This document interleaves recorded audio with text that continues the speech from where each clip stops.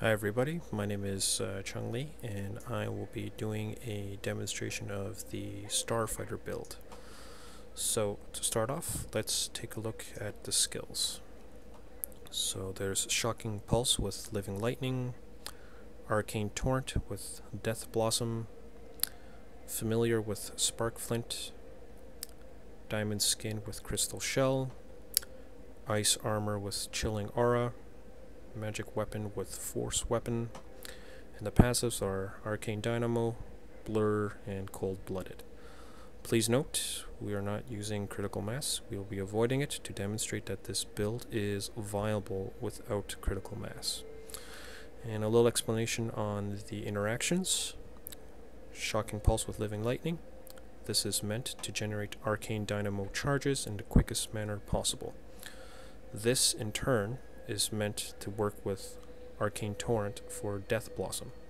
Death Blossom has a 670% weapon damage as Arcane. That's the mod for this skill. So when you combine it with Arcane Dynamo, it deals an additional 75% damage.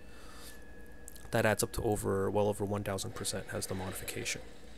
Chilling Aura from Ice Armor. This is meant to interact with Cold Blooded. This is also the reason why Cold Blood is chosen over Glass Cannon, because Glass Cannon, first off, it deals less damage, and second of all, it also reduces your survivability. Survivability is a huge issue with this build, specifically because you cannot aim Death Blossom. Diamond Skin with Crystal Shell, that is your survival mechanism, just in case you run into elites with, say, reflect damage, or you get into a tight bind.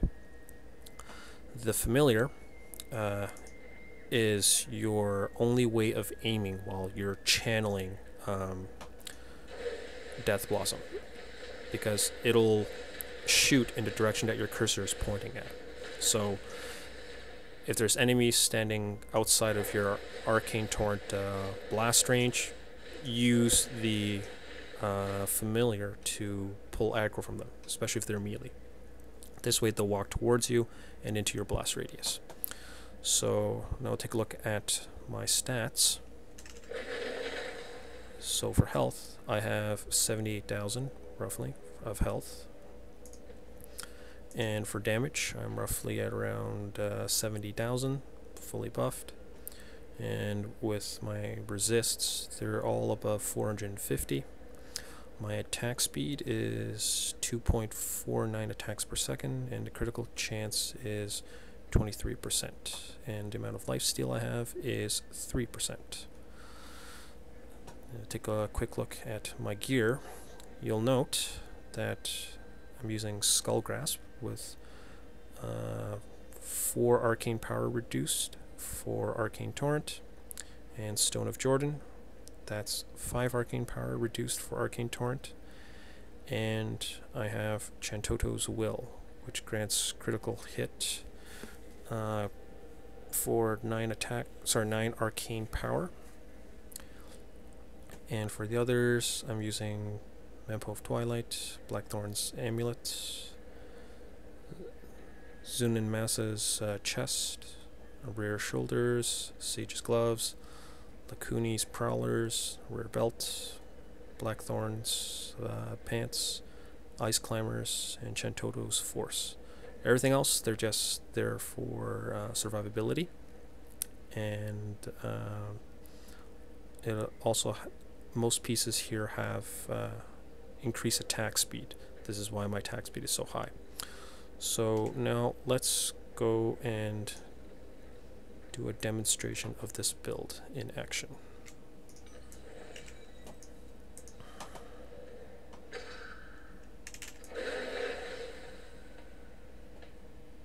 Look, just over there. I never imagined it would be here.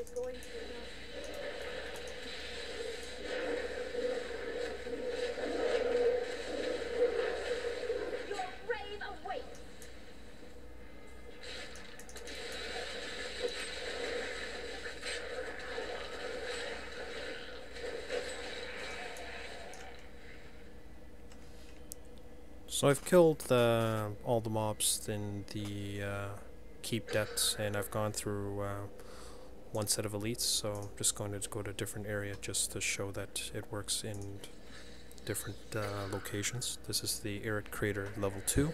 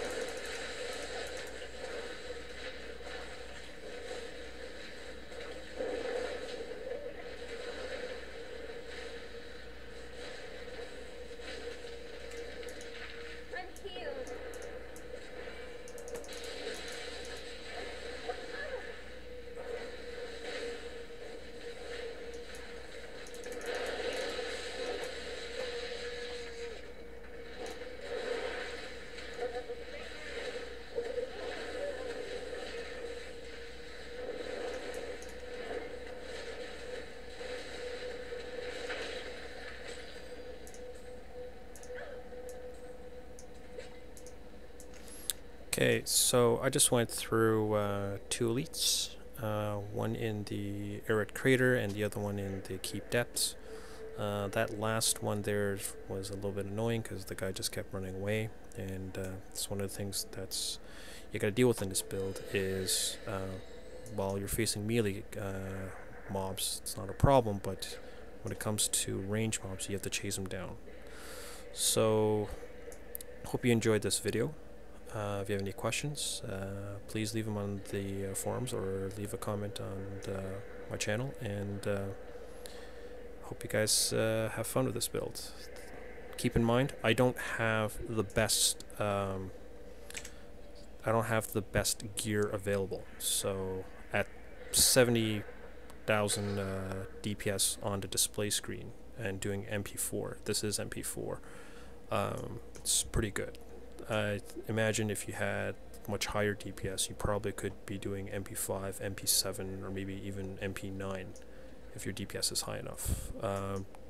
Do keep in mind that because of the massive damage modifiers that you get from Death Blossom, Arcane Dynamo, and Cold Blooded, your DPS can be a lot lower than what would be normally required for certain MP levels. So say MP7 requires 40,000 DPS, or say 200,000 DPS. I'm not too familiar with what the exact range is. You may not necessarily need that much, but your survival is what determines your success at whichever MP5 you play at, sorry, MP level that you play at. So your damage might be sufficient if it's low enough, but you also got to make sure you have enough survivability. So it probably means like having more than 450 all resists, because you probably noticed that me getting surrounded, that tended to be an issue, and range also tends to be an issue. But if your survivability with your life and your all resist is high enough, that doesn't tend to be too much of a problem. So once again, hope you've enjoyed this video, and have fun with this build.